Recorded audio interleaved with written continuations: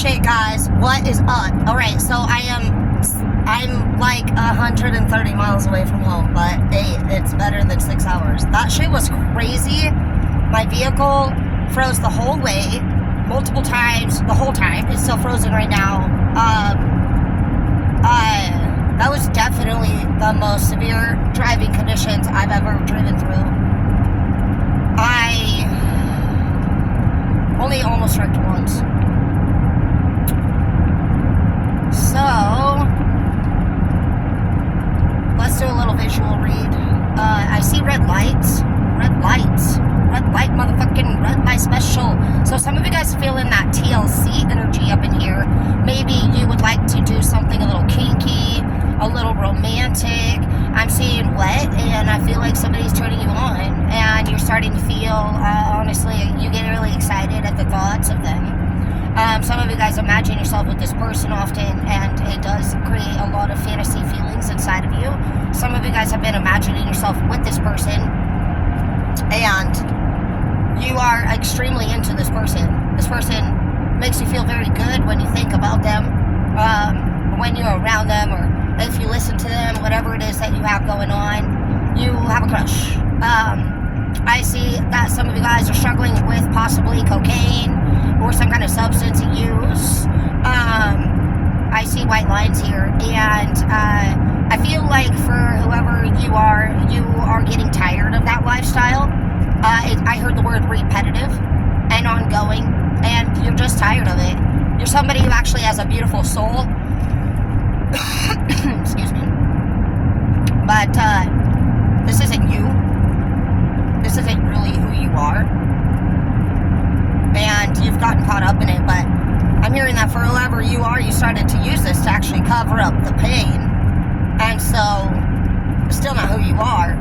It's just a blocker for your pain, but it's not working anymore. Some of you guys have been thinking for quite some time about stopping your use, whether it's YOLA or whatever it is, but you want to take the path with another person. You're thinking about either returning to a path with somebody who you feel like was healthy for you in the past, or you want to take the path with a new person who's inspired you to do better. But I see that right now you're kind of living in a state of darkness, a lot of you. Some of you guys are living in a state of a void, a very dark void. Some of you stay up very late at night, and you're very empty inside, and you don't let anybody touch or hold you.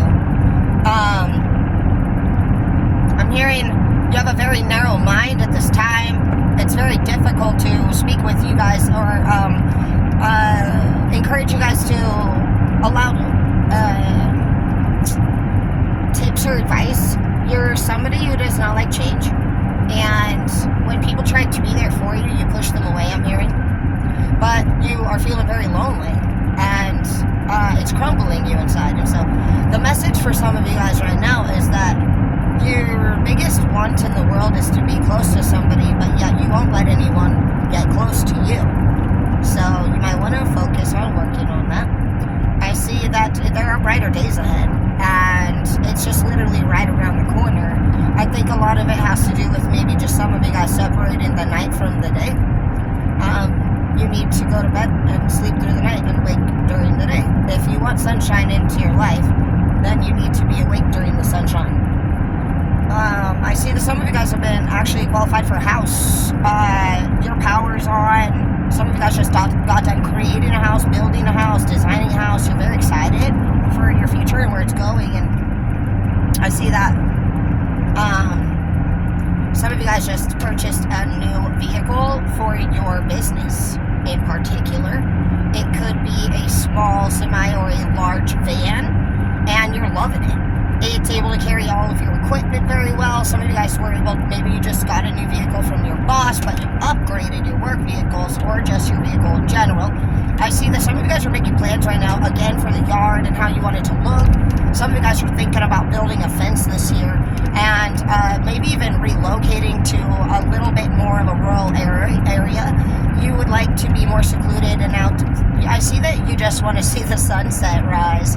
I see that some of you guys want some farm animals. I really do. And I see that some of you guys just want some peace and quiet. Some of you guys have become a whole new person over the last few months, really, and year. But it all just kind of came together for you recently. It's like it all just made sense all of a sudden and wrapped it up.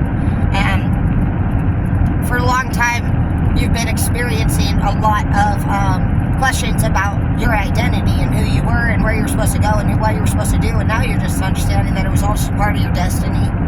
And now that's something that you're going to be able to bring into your second 30 years. Some of you guys just turned 30 and you are entering your 30s and you're just wondering how that's going to go. It's going to go great for you. The 30s are a really wonderful place. For those of you who don't know, it's really peaceful. It's very fun. You're very intelligent. You're somebody who can separate your emotions most of the time from experiences and people and circumstances, and then you're able to just pick your battles a lot more and you get involved in a lot less. Some of you guys will decide a lot in your 30s, you know, in what direction your life is going to take based off of your interests. That's another thing that I hear, is that some of you guys are realizing that some of the people that were in your life prior had different interests than you do, and you are understanding also like the importance of surrounding yourself with people that have similar goals. You want to make your life a lot easier this year than it's been in the past, and something that has, I hear right now, is the word chaotic. It was pretty chaotic in the past because you were around people that were full of chaos, and they needed to set a plan. So I feel like the message for this read is that for this year, anybody that is around you, you need to make sure you kind of have like a plan set up in the first place, a guideline, an agreement of some sort. You need to understand why this person's in your life. It's pretty much been the read a lot over the last few days. It's just that a lot of you guys elevated and you're just kind of wondering what is the curriculum for this year.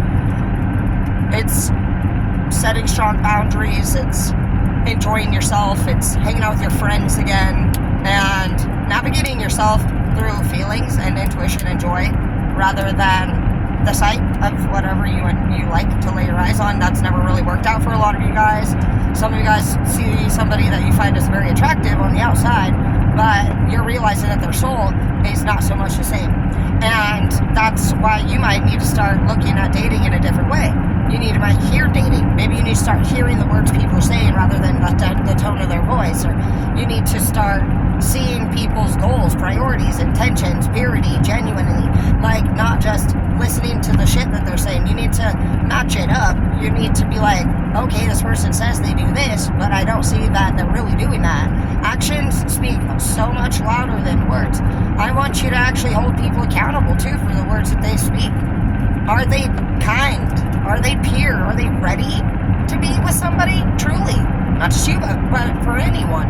Does this person have old dead weight? Do they have baggage? Are they motivated? Are they over next? Do they still have a lot of chaos and drama? Chaos and drama for some of you guys is pretty much the main focal point of this read. How are you going to avoid getting yourself into the same situations in the future even though you're a changed person? Good luck.